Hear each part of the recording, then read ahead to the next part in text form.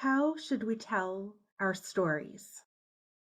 Every people needs a canon, a way to codify our shared history, values, and culture, a way to pass our chronicles and wisdom down through the generations.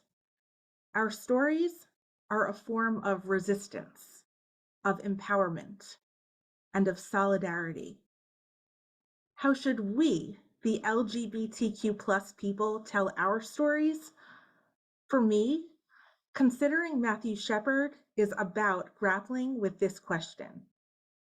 It's a question that feels especially pertinent in this moment when many of us are trying to locate ourselves on gay history's timeline. When I think about how much we as a general society have progressed, even in the last 10 years, I feel a combination of bewilderment and awe and a sincere sense of hope. As a painfully closeted high schooler 20 years ago, I could never in my wildest dreams have imagined a world where future high schoolers would ask each other's pronouns, let alone use the word gay as anything but a taunt.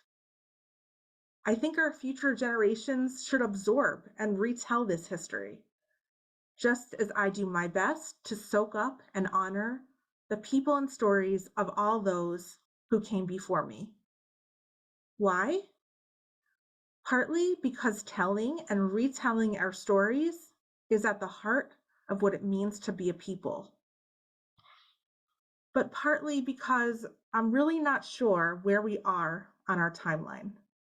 Violence and homelessness still disproportionately affect LGBTQ plus people, especially those of color. Half of our political leaders want to turn back the clocks and overturn the protections and rights that should be self-evident. Access to healthcare and housing and employment without discrimination really is not a given. So, we very much cannot rest on our laurels. The fight goes on. Considering Matthew Shepard asks, do we fill our stories with ordinary people, with heroes, with villains, with martyrs, with tragedies or pilgrimages or sacred gatherings or hopes and dreams? These are the questions we'll be exploring together as we honor our history and resist hatred the best way we know how, by singing together.